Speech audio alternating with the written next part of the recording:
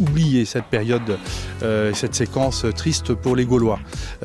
Alésia, on sait aujourd'hui où c'est, et tous les scientifiques le savent aussi. Vous n'avez qu'à poser la question aux 15 personnes qui ont participé à cette exposition, aux 15 spécialistes qui ont participé à cette exposition. Donc Alésia, c'est bien ici à Alise-Sainte-Reine, et vous êtes bien sur l'emplacement d'une partie des fortifications qu'avait édifié César pour empêcher les Gaulois de sortir de l'oppidum. Alors, au niveau de ce musée-au-parc ici à Alise, qu'est-ce qu'on peut découvrir en arrivant ? Alors au niveau du musée au parc, ce qu'on peut découvrir en arrivant, c'est le site effectivement de cette célèbre bataille. C'est le centre d'interprétation où à travers une scénographie sur plus de 1000 mètres carrés, on vous explique ce qu'était la guerre des Gaules, quelles ont été les campagnes de César, ce qu'a été le siège d'Alésia et le résultat que ça a donné.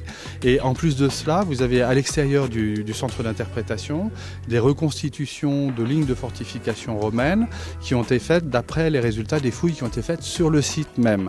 Donc c'est vraiment des reconstitutions à l'identique qui vous permettent aux visiteurs de mieux s'imaginer ce qui pouvait exister à cette époque, avec en plus entre ces lignes de fortification et ces lignes d'encerclement, des reconstitutions faites par des spécialistes qui expliquent au public plusieurs fois dans la journée ce qu'étaient les légionnaires romains, comment ils s'habillaient, comment ils vivaient et tout ça, et la même chose pour les combattants gaulois.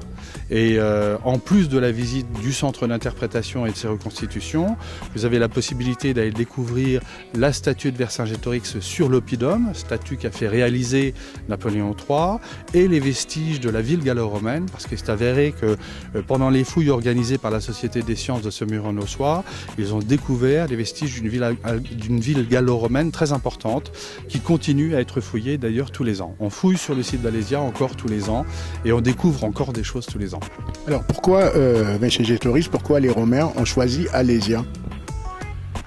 Alors, il y a plusieurs hypothèses là-dessus. C'est qu'on sait qu'après Gergovie, où César a été battu, même s'il ne le dit pas, c'est la réalité, Vercingétorix, avec les peuples et les troupes qui l'accompagnaient, a décidé de harceler César.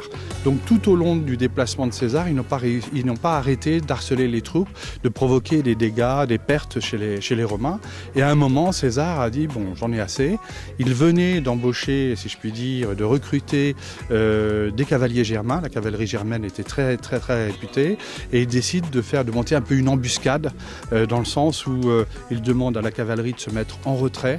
Il attend que les Gaulois attaquent et ils prennent, avec la cavalerie germaine, ils prennent en sandwich et en otage les Gaulois qui s'échappent et viennent se réfugier sur l'oppidum d'Alésia. Alors, au niveau de ce musée au parc, une exposition qui est ouverte aujourd'hui, elle se termine quand ? Elle se termine le 30 novembre, donc vous avez le temps de venir la visiter. C'est une très belle exposition qui est accessible à tous. Alors, par rapport à ce musée au parc, on sait qu'il existe aussi le parc Astérix. Oui. Quelle est la différence ?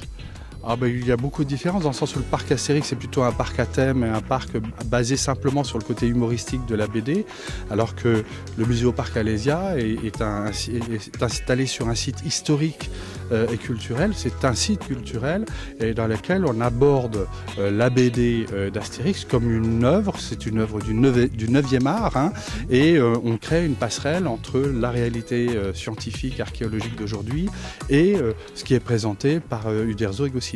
Quelles sont les prochaines expansions qui vont être réalisées au sein de ce site ?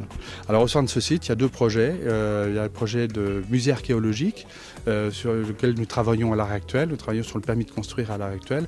Et plus tard, un projet aussi de parcours découverte qui permettra de découvrir l'ampleur et l'ensemble du site. C'est ouvert donc à tout le monde de 7 à 77 ans ? Même de 5 à 95 ans.